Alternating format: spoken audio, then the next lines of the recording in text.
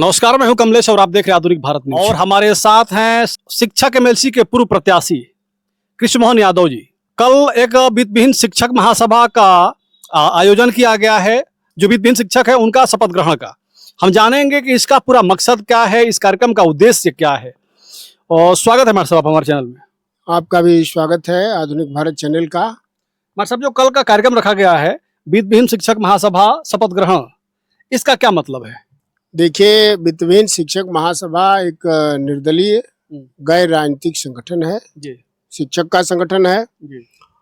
और संगठन जो है हमेशा अपने शिक्षक की समस्याओं को लेकर के सरकार से आवाज उठाने का काम करता रहा है और जो भी उनके हक और अधिकार की बातें हैं वो संगठन के माध्यम से सरकार तक पहुंचती हैं जी। आज हमारा वित्तविहीन समाज जो है अपने हक और रोटी के अधिकार के लिए लड़ रहा है जी। आज देख लीजिए, वित्तविहीन शिक्षक की दुर्दशा है, रोजी पा करके रोटी के लिए मोहताज है। विद्यालय में काम कर रहे हैं, सरकार शिक्षक मानने के लिए तैयार नहीं है। शिक्षक सेवा नियमावली के लिए लंबे समय से, आज समझिए कि 1986 में कानून पास हुआ वित्तविहीन विद्यालय के कि नहीं, वित्तविहीन विद्यालय को जो है समाज में संचालित करने की आवश्यकता है। सरकार ने अंतरिम व्यवस्था में 2 वर्ष के लिए आदेश ले आया था और वो भी आदेश गलत धारा में था, जो माध्यमिक शिक्षा के किसी एक्ट में मान्यता का उसमें कोई प्रावधान नहीं था। लेकिन ये चीजें जो है लंबे समय तक ऐसे चलती गई। बाद में संगठन ने उस पर भी आक्षेप लगाया कि जिस धारा में मान्यता हमारे विद्यालय को मिल रही है वो तो धारा ही गलत है। तो उसमें तो किसी वर्ग विशेष या किसी वर्ग विषय की मान्यता का प्रावधान है, विद्यालय की मान्यता का तो कोई प्रावधान है नहीं। तो बाद में संगठन ने उसको कोर्ट में रीट करके और उस पर संशोधन कराने का जो कोर्ट के डायरेक्शन में आदेश करवाया है।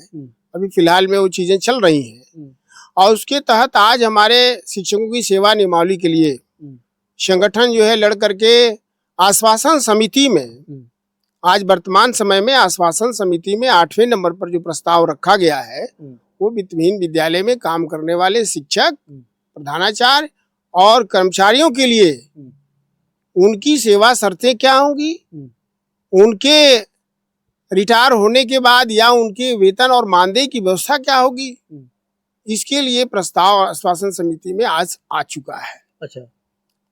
जिसके लिए आज संगठन जो है उसको आगे बढ़ाने के लिए लगा है और संगठन की मजबूती के लिए अपने शिक्षकों के हक और अधिकार को, अपने रोटी के लिए यह संगठन आज मजबूती से सबको एकजुट करने के लिए ये कार्यक्रम रखा है।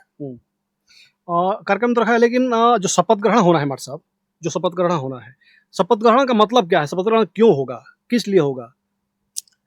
देखिए, शपथ ग्रहण इसलिए होगा कि अभी देखिए तमाम इसके पहले संगठन काम कर रहे थे।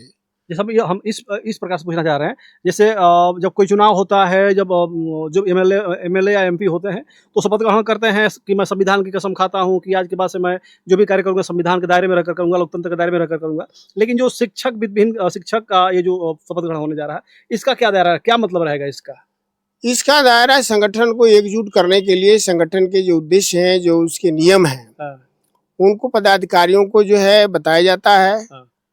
एकमात्र जो है इसी चीजों को ध्यान में रखा जाता है कि जो हमारा पदाधिकारी है वो ट्रेड यूनियन का पदाधिकारी है, वह गैर राजनीतिक है और उसके हक और सम्मान पर अगर कोई बात आती है तो संगठन उसके लिए खड़ा रहेगा। और उसको हम शपथ ग्रहण समारोह में उनको एक सर्टिफिकेट देते हैं। अच्छा।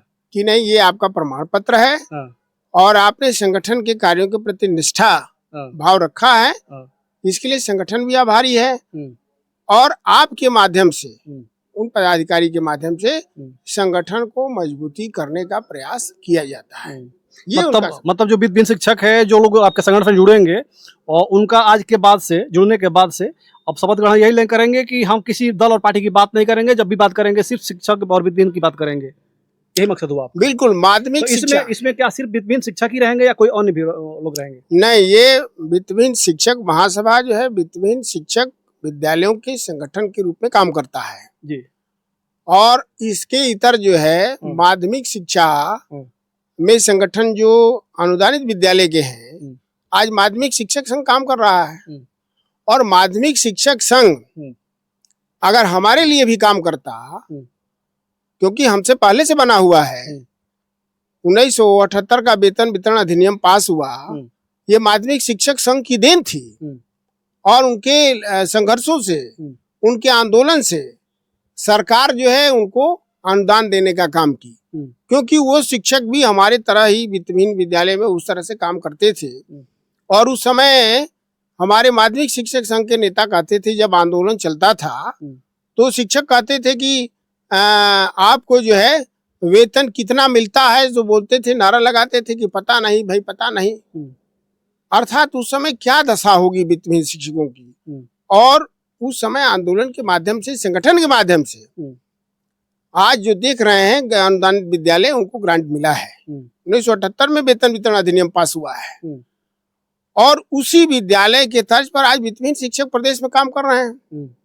23,000 विद्यालय हैं और 23,000 विद्यालयों में जो शिक्षक काम कर रहे हैं, इसके लिए माध्यमिक शिक्षक संघ लड़ाई लड़ने का काम गंभीरता से नहीं किया। इसका परिणाम ये हुआ कि 2004 में वित्तविहीन विद्यालय के शिक्षकों को शिक्षक संगठन बनाना पड़ा और माध्यमिक वित्तविहीन शिक्षक महासभा बना। और उसके तहत शिक्षक संगठन अपने समस्याओं के लिए सरकार से संघर्ष किया। और संघर्षों के फलस्वरूप संगठन से जो लाभ हुआ, सबसे पहले तो हमको वोट ऑफ राइट नहीं था, वोट देने का अधिकार हमारे शिक्षकों को नहीं था। अच्छा। हमारे शिक्षक सड़क पर तो रहते थे, लेकिन सदन में उनको जाने का अधिकार नहीं था। लेकिन ये संगठन की देन है। मैं संगठन को धन्यवाद दूंगा कि अपने अथक परिश्रम से आज जो आपके अभी हमने बताया कि हमारे संगठन के प्रदेश अध्यक्ष डॉक्टर राजेंद्र प्रसाद सिंह हैं, वो खुद अपने द्वारा रीट किए हैं। और उसमें अपने द्वारा जो है रीट करके और संगठन के तमाम पदाधिकारियों के सहयोग से वोट ऑफ राइट कोर्ट के डायरेक्शन में सरकार से उन्होंने प्राप्त कराया। मतलब जो आपका संगठन है वित्तविहीन शिक्षक महासभा, इस संगठन से क्या लाभ है? जो वित्तविहीन शिक्षक, उनको क्या लाभ है? क्यों आपसे जुड़ेंगे लोग? वित्तविहीन शिक्षक संगठन से जितने वित्तविहीन शिक्षक प्रधानाचार्य हैं, शिक्षक हैं, कर्मचारी हैं, आज यही मूल संगठन तो आज उनकी समस्याओं के लिए लड़ रहा है।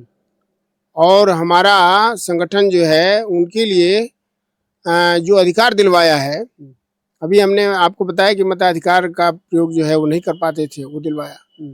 दूसरी चीज ये है, आज हमारा वित्तविहीन का जो शिक्षक है, किसी भी अनहोनी में अगर उसकी कोई दुर्घटना से उसकी मृत्यु हो जाती है, आज कोई सरकार के तरफ से या कोई संगठन के तरफ से, माध्यमिक शिक्षक संघ भी हो, कोई उनको मदद करने वाला नहीं है।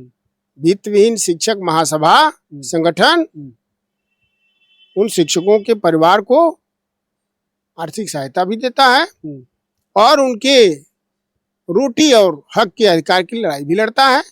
इसलिए जरूरी है कि वित्तविहीन शिक्षक संगठन अगर नहीं रहेगा तो निश्चित रूप से उनके साथ और शोषण होगा, उनकी आवाज को कोई उठाने वाला नहीं है। तो जो आपका कल का कार्यक्रम है वित्तविहीन शिक्षक महासभा का, जो शपथ ग्रहण है जो कल होना है रफड़ा के छितौनी में, तो इसके लिए क्या आप जो शिक्षक है, जो वित्तविहीन शिक्षक, उनसे क्या अपील करना चाहेंगे आप? मैं अपने जनपद के समस्त वित्तविहीन शिक्षक साथियों से अपील करना चाहूँगा कि वो सभी साथी जो है वित्तविहीन शिक्षक महासभा संगठन से जुड़े और एकजुटता के साथ ही अपने हक और सम्मान को वापस पा सकते हैं। आज लड़ाई रोटी की है और उनके अधिकार की है, तो संगठन तभी लड़ेगा जब एकजुटता के साथ सभी शक्तियां उसमें निहित रहेंगी। तो आज शिक्षक साथियों से मैं अपील करता हूं कि वो अधिक से अधिक संख्या में इस कार्यक्रम में आए और संगठन के प्रति अपना निष्ठा जो है जाहिर करें। और संगठन उनके लड़ने के लिए लड़ाई लड़ रहा है और आगे भी लड़ता रहेगा। शिक्षक से ही जो है कोई संघ की शक्ति का मजबूती हो सकता है, बिना शिक्षक का तो कोई संगठन हो नहीं सकता है। तो ये कृष्ण मोहन यादव जी हैं और शिक्षक एमएलसी के पूर्व प्रत्याशी, जैसे हम बताया पहले ही कि पूर्व प्रत्याशी हैं, 2020 में चुनाव लड़े थे लेकिन चुनाव हार गए थे, क्योंकि चुनाव निर्दल लड़े थे, किसी पार्टी से चुनाव नहीं लड़े थे। और एक बार फिर से 2026 में चुनाव होने जा रहा है। देखना यह है कि एक बार फिर से प्रत्याशी बनते हैं या नहीं बनते हैं। इनका कहना है कि संगठन जो आदेश करेगा हम उसका पालन करेंगे। बाकी आप लोग क्या कहेंगे, वीडियो देखने के बाद आपको क्या लगा, अपनी राय हमारे कमेंट बॉक्स में रखिएगा। वीडियो खत्म करना चाहेंगे। जय हिंद, जय भारत।